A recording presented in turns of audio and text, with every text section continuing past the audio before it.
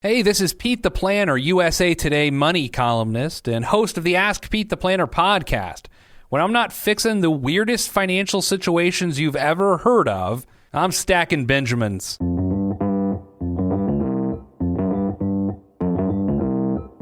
Live from Joe's mom's basement, it's the Stacking Benjamin Show.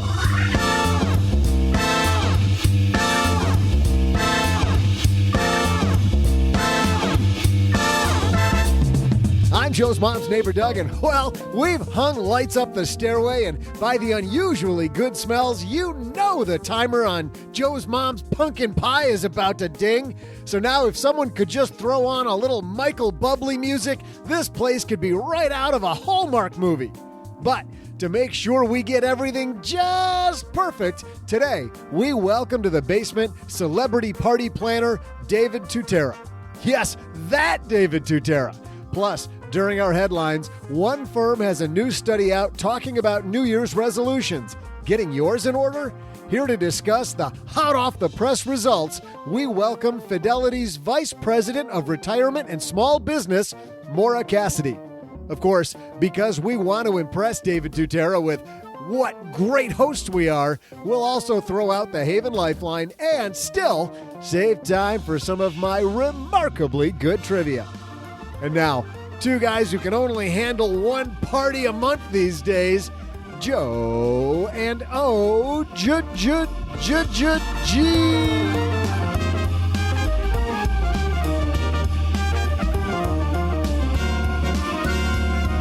What's the deal with Doug and all the old guy jokes lately? First it's me, and now it's both of us. It's fine as long as the parties end precisely by 8:45. You are such... I swear you're 87 years old when it comes party time. The last 2 days, so yesterday I got up, today, 5 o'clock in the morning. The day before that? Let me guess. You got up at 5 o'clock in the morning because you had to pee? No. 3:30 in the morning the day before. Yeah. Both for work. Both for work. Nice job. Yeah. You get a gold star. A lot of podcasting. You're bringing home the Benjamins, my friend.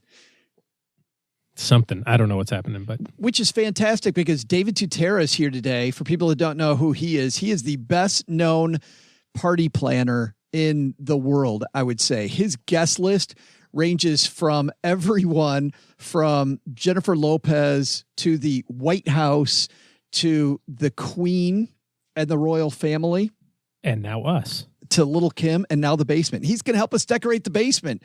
But if you're planning a holiday party and you don't want to make it a David Tutera event where it's tons of money, he's going to teach us how to do it for less. How about that?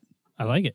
That's all brought to you by a place that does all of this for less. Magnify Money helps you spend less on the tools you use every day. Why are you pointing at me? Do you see how I did that? I feel... You use Magnify Money, young man. I have no idea why I'm pointing. And with my pen, too. And yelling. Yes. Pointing and yelling. All at the same time. If those products you use every day are not best in class, which if you're using them all through your brick and mortar bank, they're not, head to stackingbenjamins.com/magnify money. Whether it's your checking, your savings account, or those credit cards in your wallet, make sure you're using better products at Magnify Money. We got a great show today. David Tutera. I love his show, Celebrations. Come on. Hello, darlings. And now it's time for your favorite part of the show, our Stacking Benjamins headlines. Oh, I love headlines like this. These are always my favorite. This one comes to us from Barron's. Ready for this one? You're pointing again, but sure. My favorite headline. My hand is open. When I point, my finger is out like this. Ah, I see. Yes. It's like you're pointing with your palm. It's my spider web's going to come out. Don't time the market, but if you do... but if you do. I love that. Don't time the market, but if you do, here's when the bear might come knocking.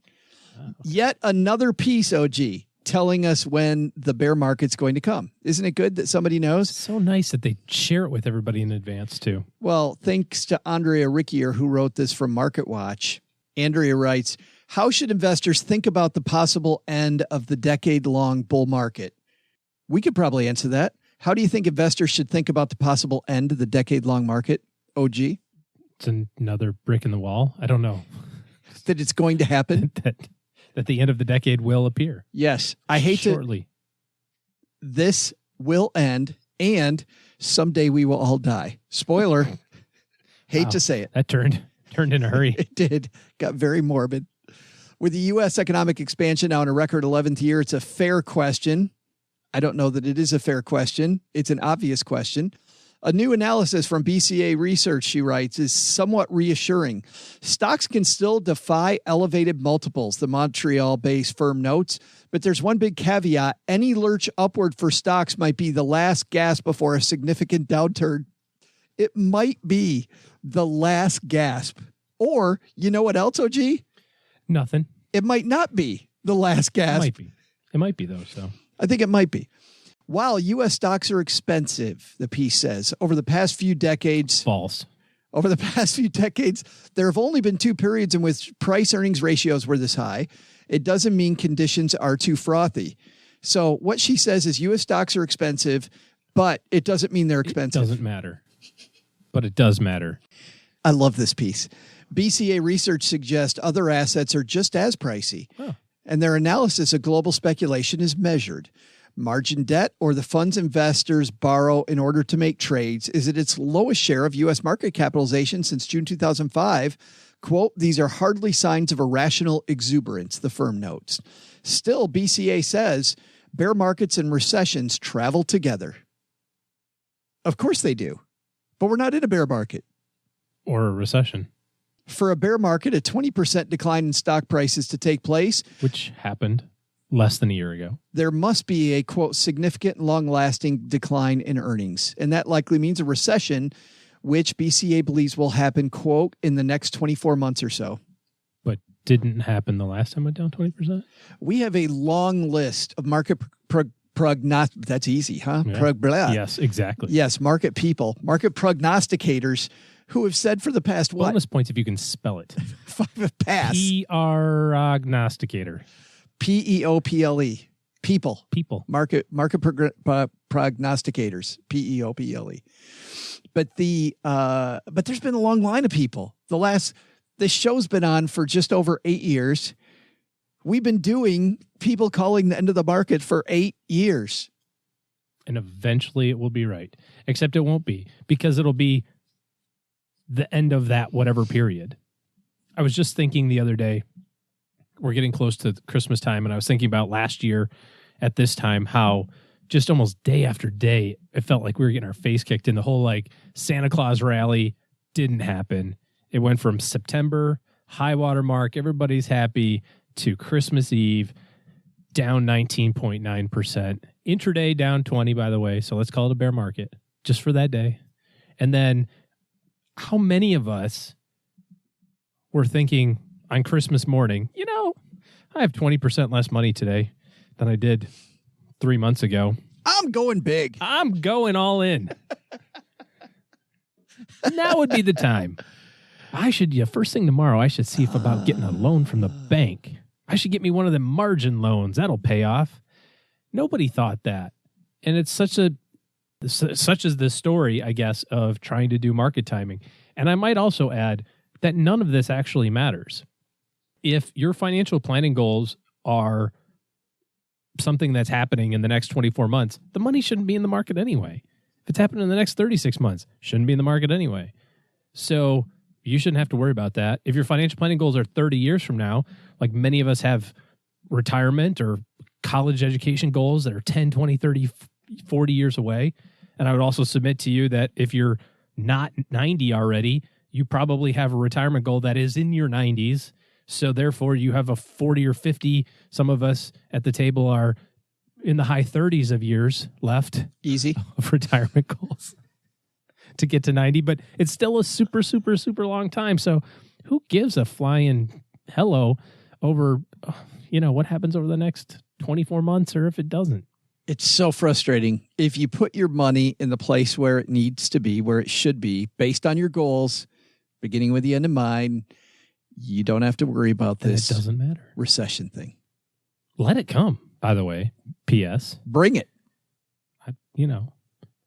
Isn't that also funny? Like everybody who says that and then it actually happens.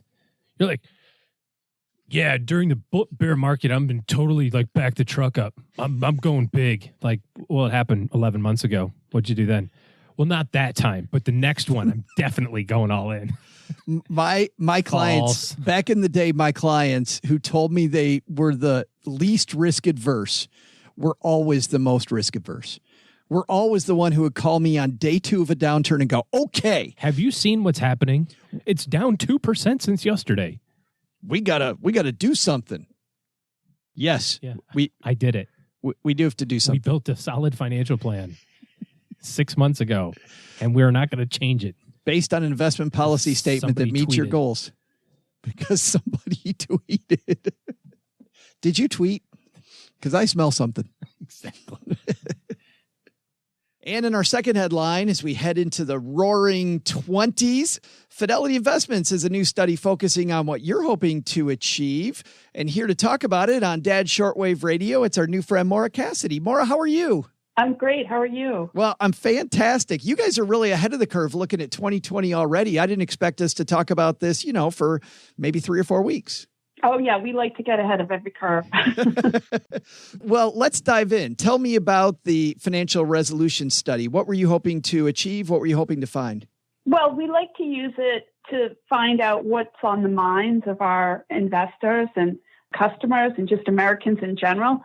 So we really ask them questions about their financial resolutions to try and figure that out. Like, what's the sentiment out there? So were there any big surprises?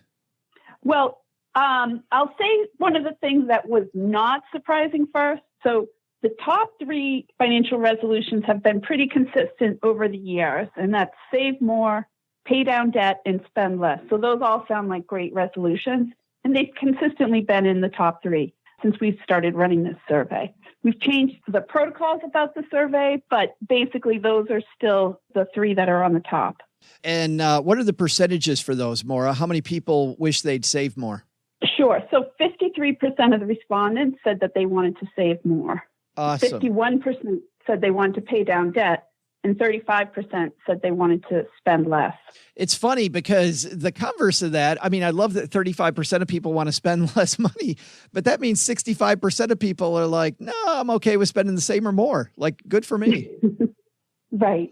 Yeah, there is definitely some people that are already doing a good job, so that may not have to be one of their resolutions. You also have here the top financial concerns as I read the study for 2020. The biggest one, I bet was no surprise to you, 51% of people, they're worried that there might be an unexpected expense.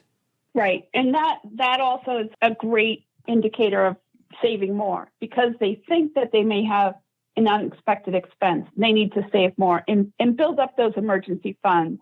And so that speaks to having a little more cash put away for those unexpected expenses. So I think that's a good one to have on the list. I want to talk about some takeaways here. So if that's number 1, I want to save more money, and emergency funds, number 1. How do you look at that, Maura? The average person listening to this, what's a good strategy for putting that together? Right. Well, people should look at small steps, not feel like, oh, I've got to save, $5,000 tomorrow. That isn't really the way we're looking at it, but set up some small steps, start saving. And if you are saving, maybe save 1% more. So each week, put away a little extra from your paycheck into that emergency expense. And then when that's built up and you can cover several months of expenses, look to the next thing that you want to put the money towards. Like instead of, what's that thing mom says, eat an elephant one bite at a time? Right, exactly. If you look at it too big, then you're never going to feel like you can accomplish it. But if you look at it in those smaller bites, it will be much easier to take. You also looked back at 2019 and some financial mistakes and setbacks. What were some of the biggest mistakes people said they made this year that they don't want to replicate? Right. Some of the biggest were 28% said they took on debt or added to existing debt. That's kind of contra to what we feel were the motivators for people to make a financial resolution, because 68% of the people said they wanted to live a debt-free life. So that's a mistake, to put on more debt or add to your existing debt if that, goal is to not have debt. And one big driver that I see here, 36% of people said dining out too much was a problem for them. Right. So, that's just about, you can evaluate that and say, okay, should I dine out less or should I just go to maybe a less expensive restaurant? Maybe even just, have more people over to your house for more simpler meals and have the experience of getting together with people, which might be the driver for dining out, and still have that like community and friendship going on, but maybe have them over at your house. That's a great idea, especially now around the holidays. And it's funny, there's a book that I read called Never Eat Alone. I don't know if you've read that book. Keith Ferrazzi, who wrote that, talks about even if you have folding chairs in your living room and a potluck, like there's just something communal about having people over at your house versus the big ticket dinner out. Plus, I think I feel better, I don't know, all that restaurant food. Whenever I travel, you probably travel all the time, Maura. Whenever I travel and I eat at restaurants, I feel horrible afterwards. Right. You definitely have to watch yourself. It's easy to eat things that maybe don't add to the waistline, which is another resolution. Right. What's the big takeaway here? If somebody reads your study out today, what's the thing that we should maybe focus on for 2020 most? Sure. Well, we asked those people who said they were making financial resolutions and who were able to keep them, what were their secrets to success? And 51 said, make it a clear and specific goal. So be really specific. Have a goal. I want to save $5,000 this year on top of my normal, savings or whatever. And then 48% said have realistic and easy to maintain goals. So again, this speaks to sort of that smaller step that's realistic. Like each paycheck, you're going to put $10, $50, whatever it takes. Just have it be realistic for your own budget. And then the small steps, 41% recommended small steps. So make it easy, make it doable, and you can continue it. Those are some really great points from people who actually were able to keep their financial resolutions. I absolutely love those. And I especially like the milestones because back when I was a financial advisor, setting these small milestones that you can, these 90-day things, so much easier than getting the year-long goal than looking way down the path. You look a year away, you might not achieve any of that. But if you give yourself 30, 60, 90 days in smaller bites, you're probably going to do it. I know you guys have a lot of resources along with this at Fidelity. Where can people find this, Maura? Well, the best place to go is to our website, fidelity.com/resolutions. You'll see all the results from the study, and you'll see some other helpful links to information on our site that might also inspire you. That's awesome. And I love being inspired going into a new decade, into the roaring 20s. Maura Cassidy, thanks for hanging out with us for a few minutes and talking about 2020. Happy holidays. You too. Take care. Thank you for having me. Big thanks to Maura for calling in to the shortwave radio. Good news there, huh, OG? People want to save more in the new decade. Because everybody's getting older. Going, oh, crap. Why do you keep looking at me like that? I'm doing the same thing. Getting older, too. Yeah. What? I also think it's a function maybe of, hey, the market's gone up for 10 straight years, and I feel like maybe I got left behind. So maybe I should do some of this saving and investing stuff. Yeah. I think that's lesson number one. You can't plant a tree 10 years ago, as OG says. So when do you plant one? 20 years ago. Correct. Get in your time machine and go backward. And the other lesson is betting that the next bear market's coming. You're probably right.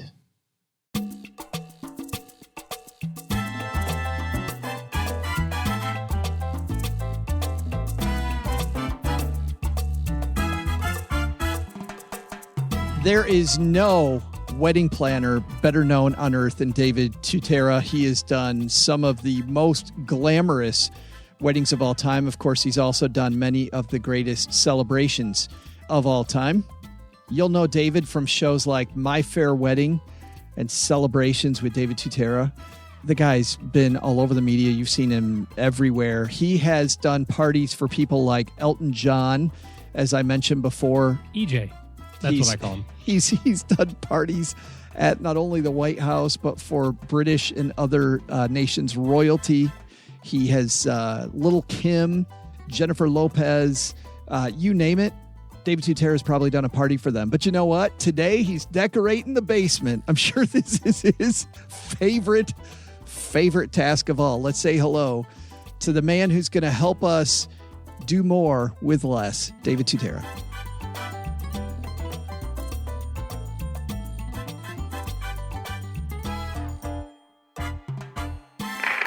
And on my dad's shortwave, it's the man who's all about celebration. I think he's the king of celebrations. David Tutera joins us. How are you, man? I'm doing great, and that's a big setup for a big disappointment if I need help. Well, it's got to be great having a career, David, where whenever people hear your name, they get a big smile on their face because they know you're bringing the fun. Thank you. You know, it took many, many years to get to that place that you just said, but it is something that I value, and I'm very responsible in wanting to make sure people can celebrate and also have an enormous amount of time putting it together, which is important. Well, I want to ask you a lot about holiday parties. That's why we asked you to be on. You were so nice to join us. But first, I want to talk about your career because there's a lot of people who want to be you. So talking about all those years, how did you get your start, David? Was it you were attracted to the industry?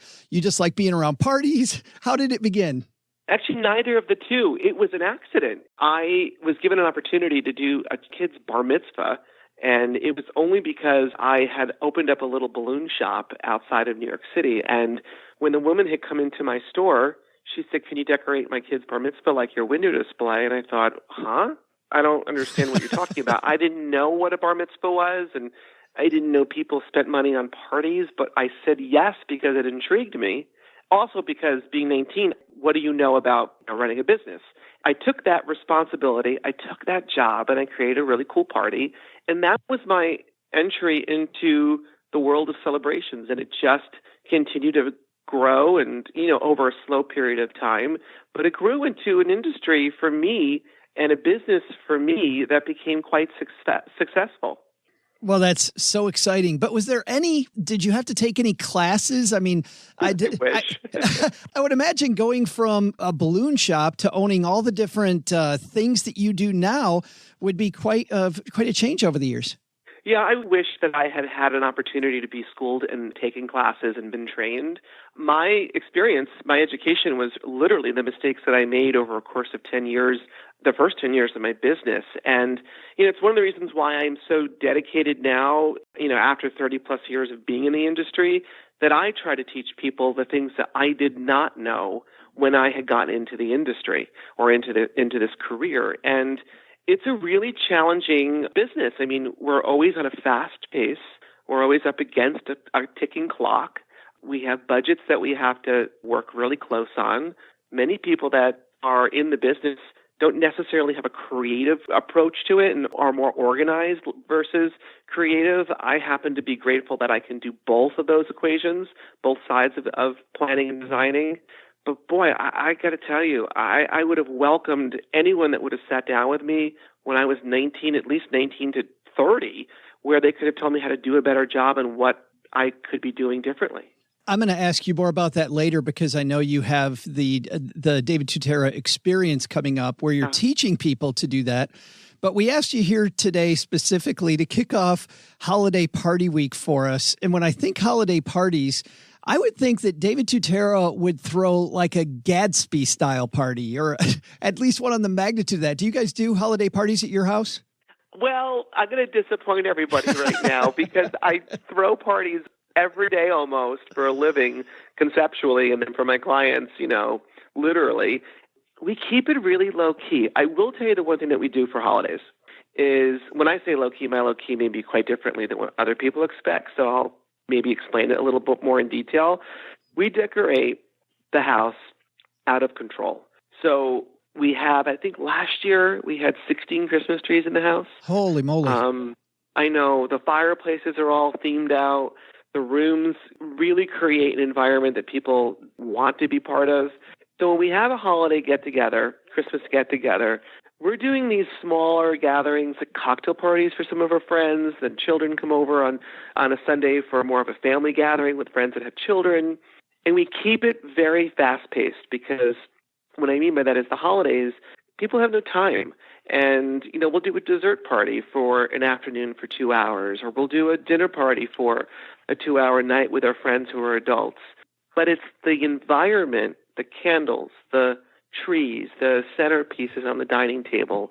The overall ambiance is so festive that it makes people really know that they want to come back each year for when we throw something together for the holidays.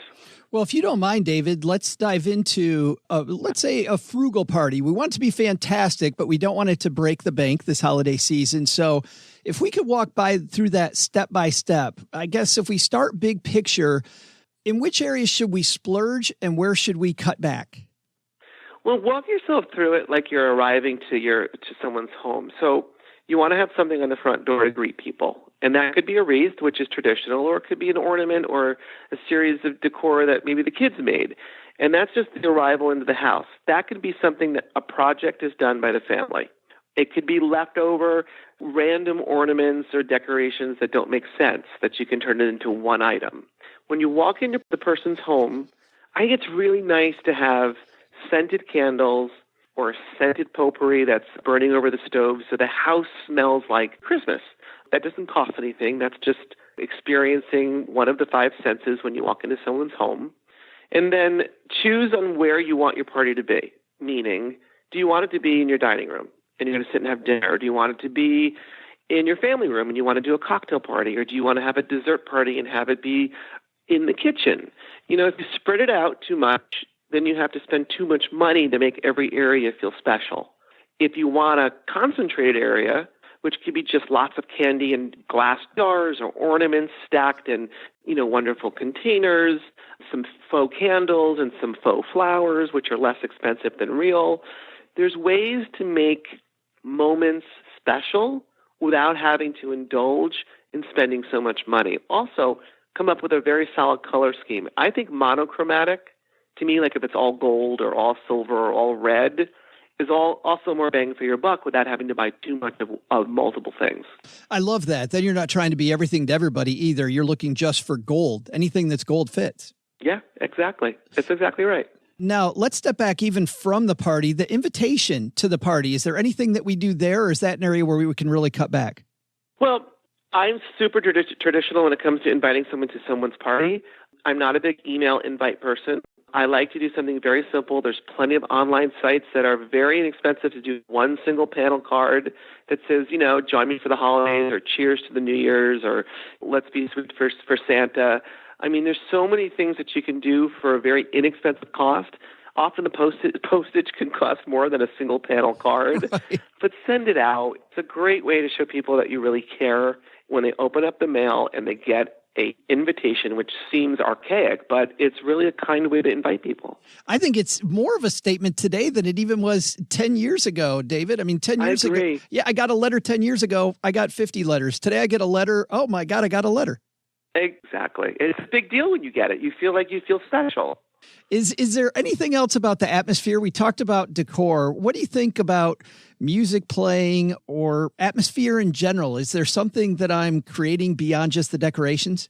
Yeah, it is. And to me, any successful party is really about the energy of who's hosting the party. So, your host shouldn't be stuck in the kitchen. They shouldn't look frantic and freaked out that they're not getting done on time. They need to become a guest at their own party. That sort of dials down the anxiety of how guests can perceive it to be based upon who's hosting it. Music is great in the background. I don't like it to be too loud to lessen the ability to talk to friends. If it's a Christmas party, I don't need to hear Christmas music for 2 hours. I think it's great to mix in non-holiday with holiday music and, dimming the lights a little bit and creating an ambiance. I mean, ambiances are free. You can create a wonderful environment and not spend a lot and have a more successful party than someone that gets tons of flowers and has a terrible vibe in the space. It's all about what you are putting out. Well, in talking about the vibe, I know I've been to some parties where they had entertainment or games planned, and it was a lot of fun. And other times I've been to parties where they had entertainment or games planned, and it totally killed the party. Where do you stand on entertainment with maybe a group of 10 or 20 people? I'm not a game person because I think it forces people to do things that they may be uncomfortable to do. And I don't want to be set up for something when I'm going to a party that I want to relax. When it comes to entertainment, I love entertainment. I think for 10 or 20 people, it's probably not the right scenario.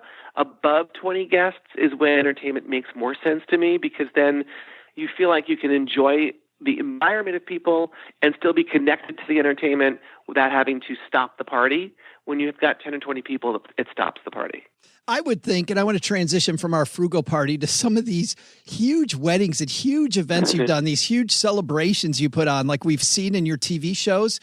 You always seem to have a surprise or two up your sleeve when you're working with these celebrities. I do.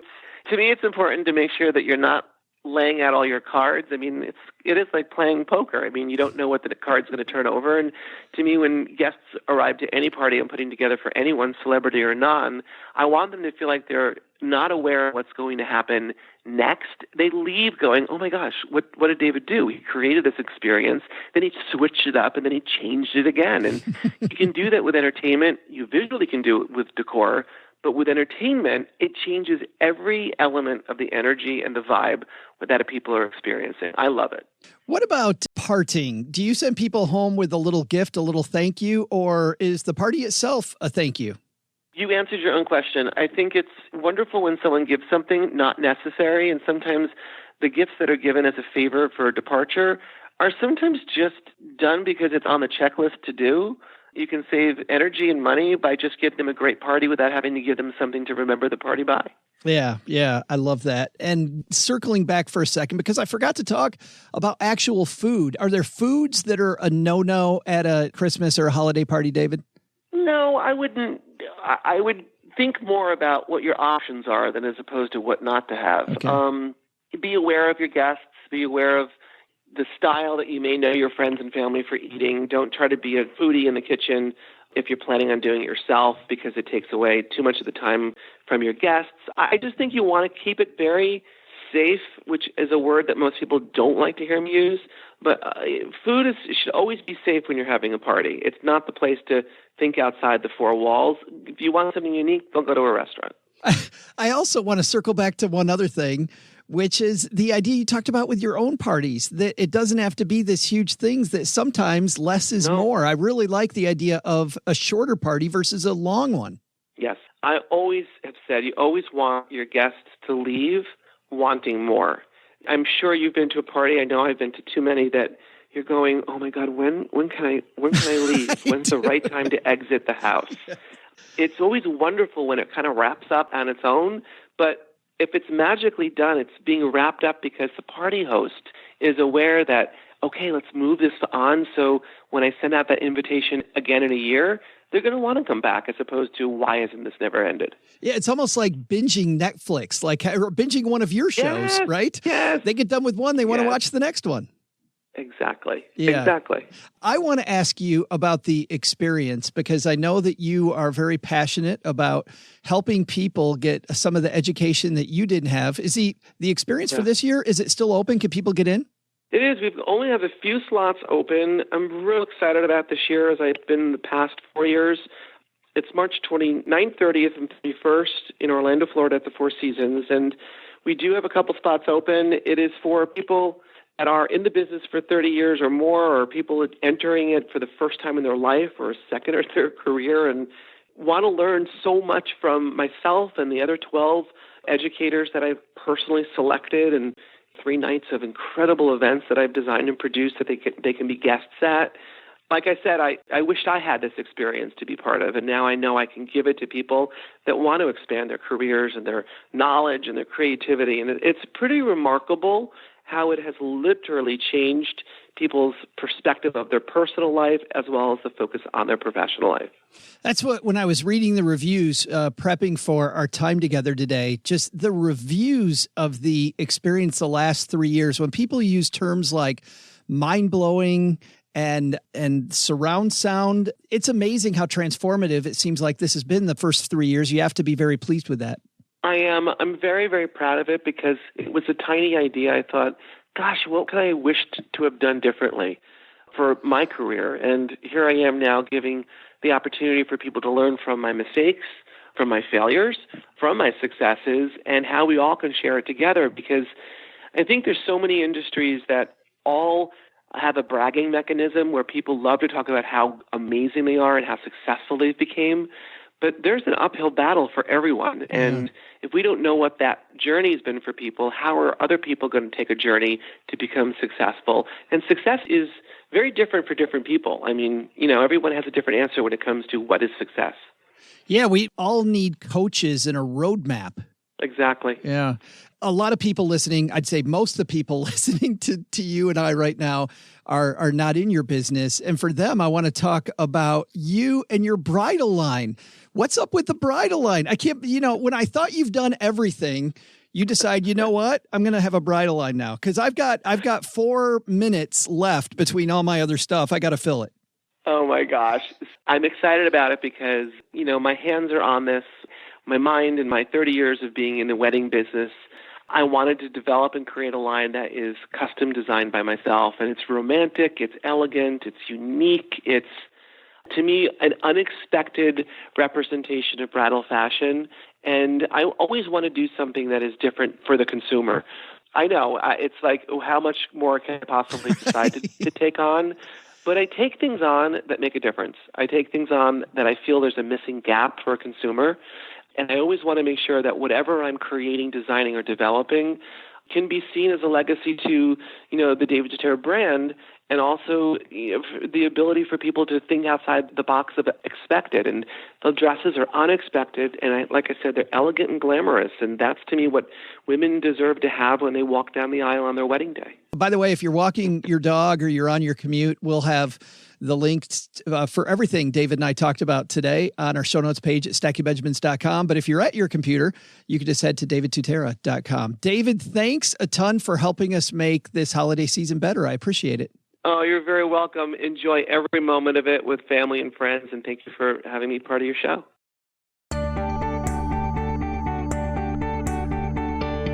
Hey there, stackers. I'm Joe's mom's neighbor, Doug, and welcome to the most festive part of this show, my trivia. In keeping with all this holiday spirit David Tutera brought us, Joe's mom has cranked up the Hallmark Channel. I got to admit, I tried to ignore it at first, but it turns out that Bobby's dog has gone missing, and Dawn is the only one available to help.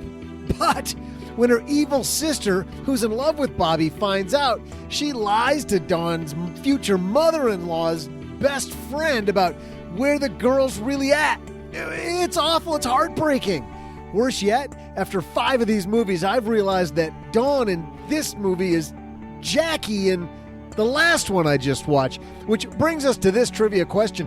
Which actor has starred in the most Hallmark films? I'll have your answer right after this.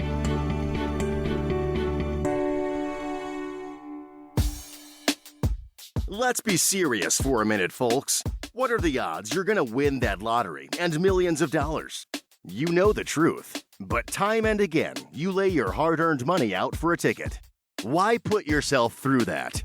What if there were a better way? Well, here at Stacking Benjamins Industries, we don't think, we know there's a better way. We present today a game sure to surprise and delight the inner you. We call it Throwing Your Money Away. Yeah, I was at the track the other night, and this fine little lady come up and she said, 50-50 raffle? Well, I said, no thank you, ma'am, because I just got done and already threw $20 right in the trash. Nothing I like better than getting my paycheck and throwing most of it right away. Feels good. I was buying milk at the Quickie Mart yesterday, and they said the lottery was up to $123 billion. Ugh, all that hope and then so much regret later. I knew what I'd do.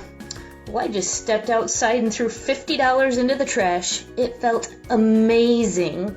Yes, you too could join millions of Americans throwing money away every day. Then spend days and sometimes weeks hoping that lottery or raffle pays off. And I could buy a new bass boat, take the whole family to Six Flags, and maybe get a four-wheeler with Dale Earnhardt's logo on it. Why fill your days building list after list of items you'll never win when you can just throw your money away? And if you act now, we'll throw in a free, no-obligation lighter so you can upgrade your experience and just burn your cash. I whipped out my free, no-obligation lighter yesterday and torched $72 from my wallet. No lottery for me. Thanks, SB Industries. That was fun and regret-free. Throwing your money away. Available now wherever there's a trash can, toilet, or garbage disposal.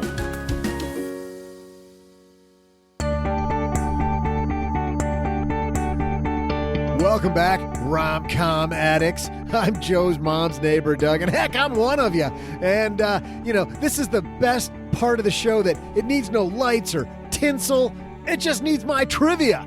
So, would you believe what just happened in the movie? First, the main character, Becky, had a great life, and then she got fired from her job as a stockbroker. But, it turns out what she really needed for the holiday season was to go home to her family and have a good family dinner. And it's all better now. I wonder what the next movie will be about. Probably something completely different. But first, let's get back to your trivia question. Before the break, I asked this question. Which actor has starred in the most Hallmark films? The answer?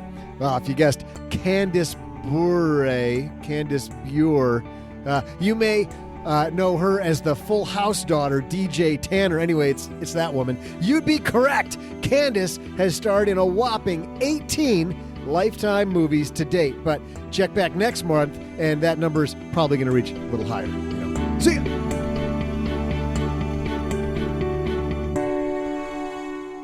You guessed Aunt Becky, but it turns out that maybe wearing an orange jumpsuit held her, well, it wouldn't have held her back yet, but I think it might in the future. Yeah, for a few years anyway. Yeah, it's funny, though, that it's 2 Full House members doing a lot of those. Really catapulted their careers, that show, huh? Into all those Hallmark movies. You know what a cash cow does? Well, look, you got Len Penzo every single time. Len's telling everybody he knows. Production value is at least $25,000. It is. That includes the staff. Have you watched them? No. How can you rip it if you don't watch it? Because it's a Hallmark movie. Hello. I'll go to bat for the Hallmark movies. I got to tell you, every time I go to my parents' house, my dad has the Hallmark movie on, and he's partway through, and I sit down, and I realize, like 2 commercial breaks later, that I'm totally sucked in, and I want to see if this time something happens that's different than the last 47 movies. Like, I've seen this movie. No, you haven't. It just came out. No, I'm pretty sure I've seen this one. No. This one happens in a different little town that looks like Franklin, Tennessee. Totally. Like Franklin, Tennessee. They totally do. Hey, let's throw out the Haven Lifeline and tackle some of life's most important questions. Our friends over at Haven Life Insurance Agency, they put what you value first, OG. Mine are old cartoons, like Frosty the Snowman. Fantastic. Little Charlie Brown Christmas. They had one of those on ABC last Sunday, and I totally missed it. Had it on yesterday. Yeah, if there's only a device that they would create to watch those on demand, watch those anytime you want. That'd be so much crazy, so much better. It's actually your loved ones in your time, but watching those with your loved ones. Yeah, my daughter wasn't into them. Really? Yeah, she's like, yeah, I don't. That's crazy. It's okay. She'll come around, or she will get no presents. You will sit here and watch these. It's why they made buying quality term life insurance actually simple. Head to SteckyBenjamins.com/Haven Life now for a free quote.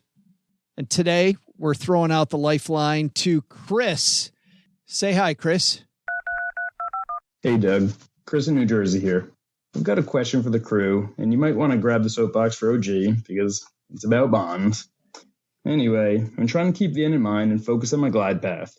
So based on my expenses, I'm confident that I can live off of 3.5% of my nest egg going forward.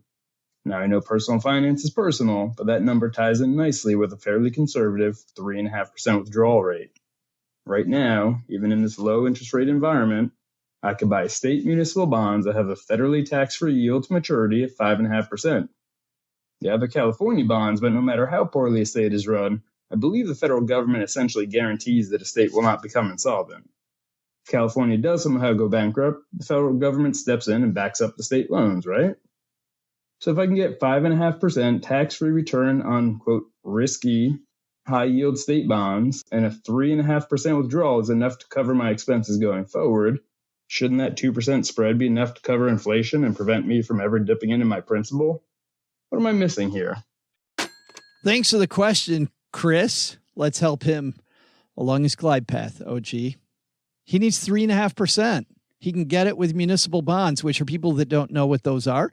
That's a loan to a city You loan money to a municipality. Maybe it's a road program or sewers or some Football stadium. Football stadium. It could be a bunch of different projects.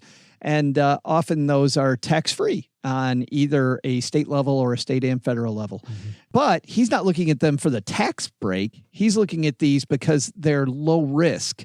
So what do you think?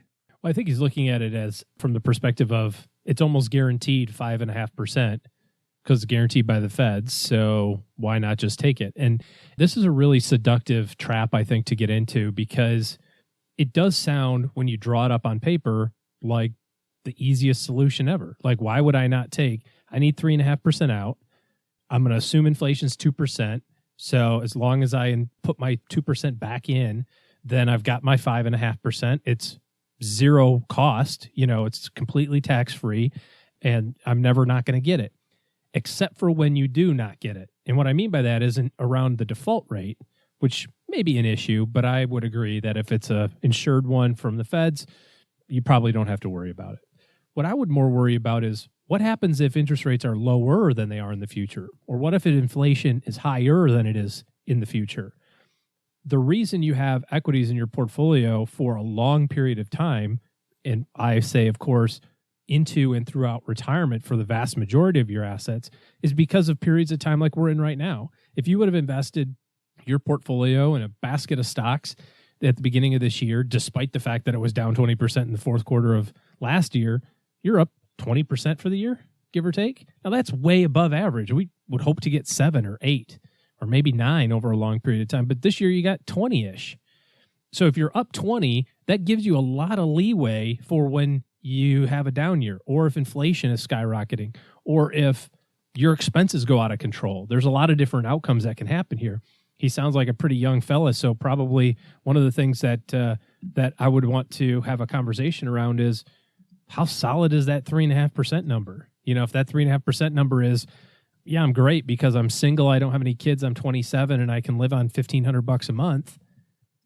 That's awesome. But what does it look like when you have 3 kids and you've got college and that sort of stuff? So I think where equities in your investment portfolio play out is it gives you additional flexibility to absorb some of those potential pitfalls that could happen down the line, which may not happen. I remember talking to somebody years ago. I did a dinner workshop, and he came up afterward and said almost the same thing. Hey, I've got $6 million. It's all in municipal bonds. I get 6% a year. I spend, that's $360,000. I spend $250 of it. I take the other $110,000 and buy more municipal bonds. What's wrong with the strategy? And we talked a little bit about, well, what happens if you don't get 6% anymore? What happens if inflation is 6% this year? But I think the other side of it is also important. If you're sitting there and you're one of these people that have done a really great job, or you worked in a career and you're at the spot where you're like, yeah, I'm 32 and I got $10 million because I played football, or I was a trader at Goldman Sachs and got a bonus and I was good enough, or whatever it is. Why would you not want to then also use that pedestal that you find yourself on right now for whatever good can happen down the line? Think about, we talk about like doubling and that sort of thing. And yeah, maybe you've got enough money to live on $80,000 a year the rest of your life, and that's a comfortable lifestyle, and you're good to go, and all's right in the world. Perfectly fine. Yeah, you can get by on whatever percent rate of return and zero it out when you turn 100 and go, who cares if I leave anything? What would happen if you, God forbid, actually got market returns on that money and still live that way? And you happen to be 32. You're like, oh, well, now I have $150 million when I'm 75.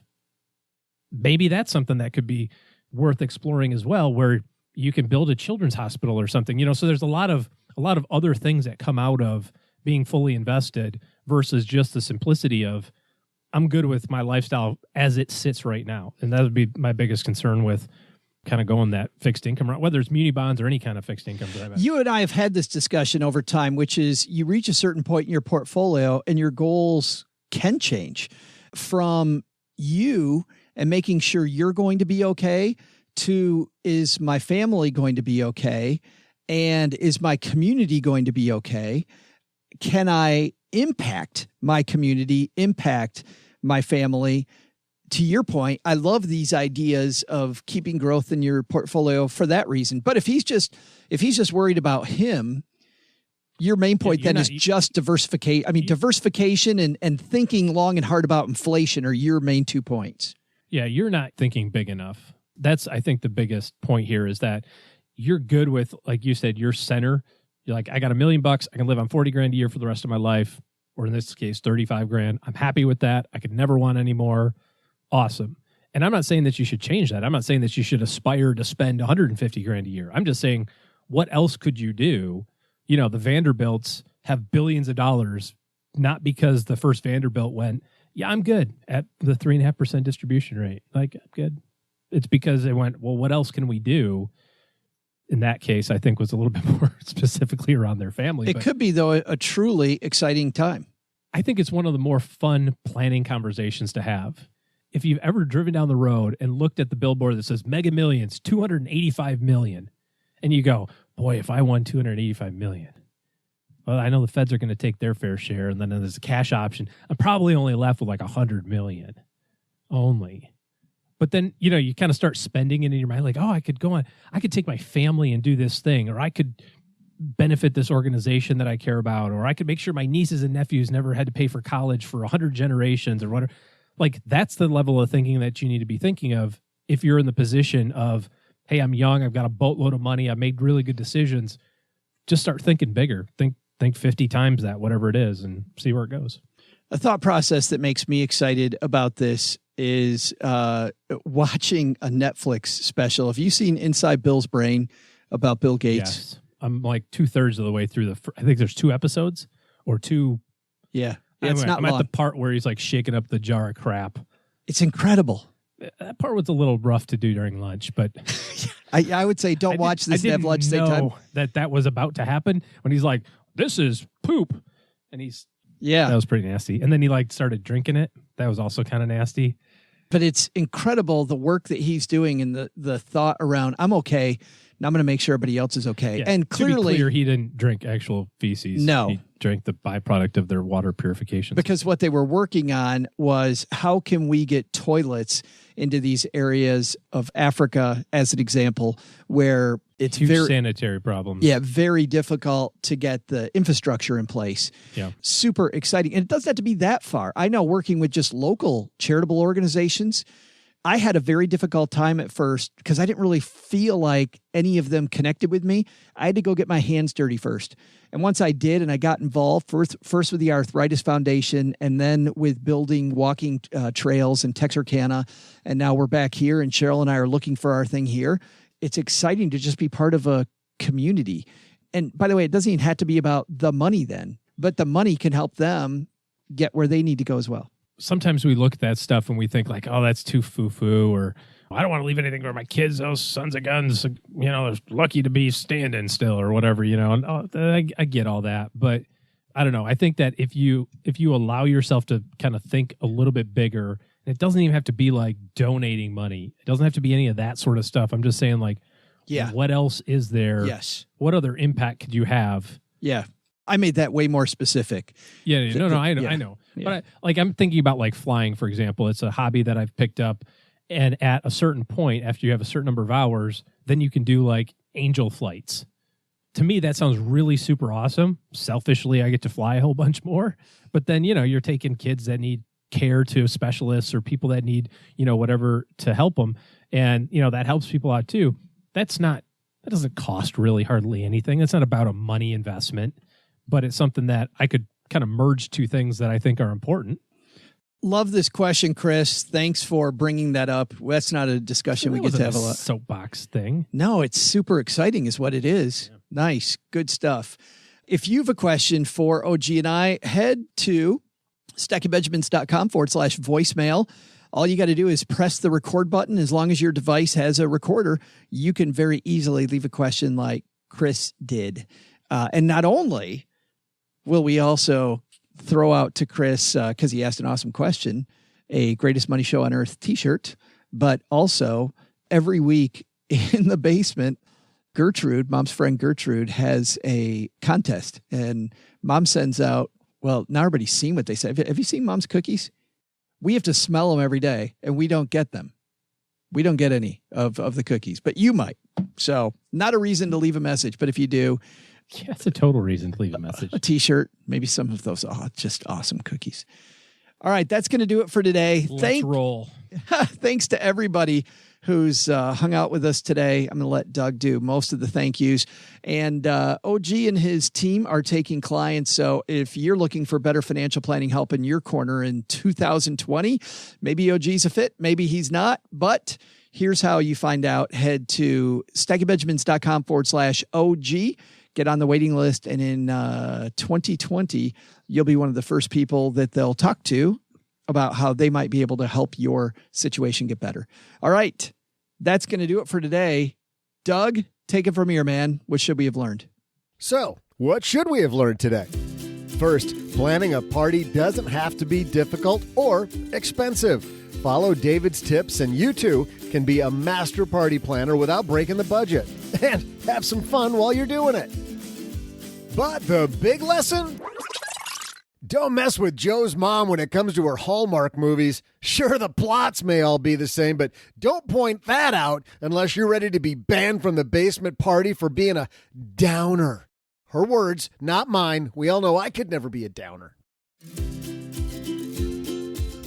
Special thanks to David Tutera for coming to the basement. Seriously, these candles? The man's a genius. You can find more from David at his site, davidtutera.com.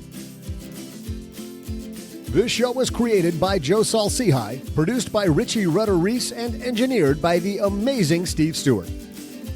Online, visit us on Twitter at @SBenjaminsCast or on our Facebook page. I'm Joe's mom's neighbor, Doug, and I just jumped the shark. SB Podcasts may receive payment on the show from sponsors and guests in the form of books, giveaway items, discounts, or other remuneration. There's no way you would take advice from these dorks, but like Joe's mom always says, don't take advice from people you don't know. This show is for entertainment purposes only, and before making any financial moves, consult with a real financial advisor.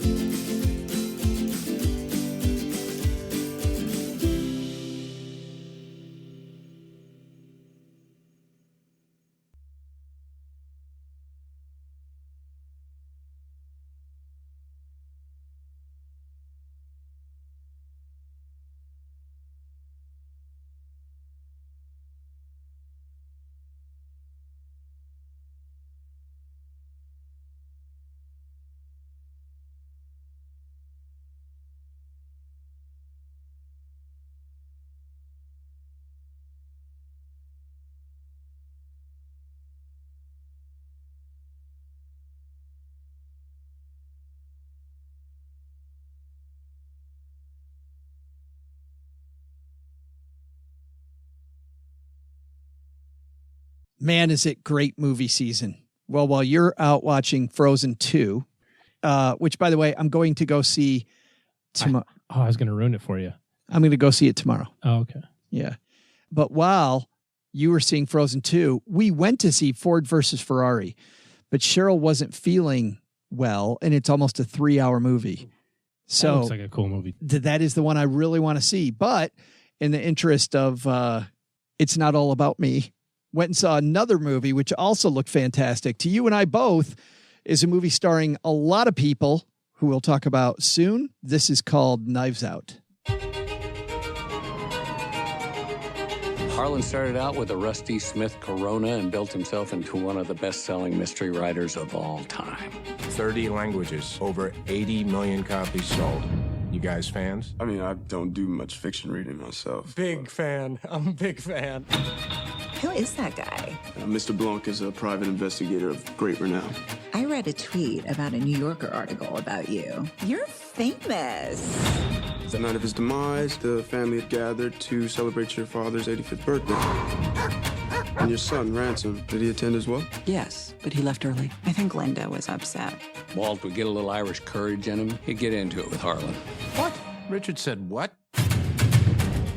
And the game is afoot because Harlan Trumbley, the great mystery writer, has passed away. He's played brilliantly by Christopher Plummer. Passes away. and he's had a knife to his throat. So he didn't pass away. He did. Well, he was murdered. He did not pass away. Well, he did pass away. Yeah, I mean, I guess he did pass away. Yep. But it very well might have been foul play. And that's what playing the part of a Southern detective who seems a little dim-witted sometimes, Daniel Craig. And it took me the first probably 30, 40 minutes of the movie to like him without the British accent. Huh. And speaking of that, Toni Collette is a daughter-in-law. She's Australian, plays straight out American. The oldest daughter, played by Jamie Lee Curtis. Michael Shannon, a fantastic actor, is the youngest son. Don Johnson plays Jamie Lee Curtis's husband. Anna de Armas plays Marta, who is Harlan Thrombey's nurse. Chris Evans is the Captain America and the oldest son of Jamie Lee Curtis and Don Johnson. Like, it is just star after star after star after star in this movie. And sounds like a Hallmark movie. It kind of is. It's the same deal. It takes place in Franklin, Tennessee, and it's snowing, and it looks like the two people aren't going to get together because one of them got killed. But magically they do. In heaven. No.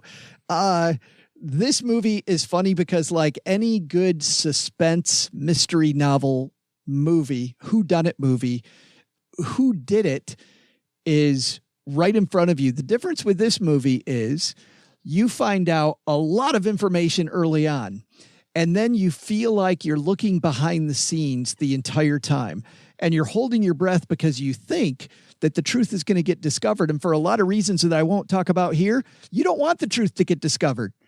The thing that you think happened is good, but you can't help but think the movie's holding one hand behind its back with some information you don't know the entire time, like any good mystery movie would. And of course, it is. And the ending is very satisfying. The comedy is hilarious. The stars are out. You're on the edge of your seat. It didn't feel like a 2-hour movie. It's a big fat thumbs up. It is not a big movie. It's a little movie that does what it's trying to do really well. And if you like the movie Game Night, Game Night was just a little movie that was fun. You know, Jason Bateman and Cass, a lot of fun. Not a big movie, just did what it did and nailed it. That's what Knives Out does. So I'd recommend everybody go see this movie. Okay, I'm in.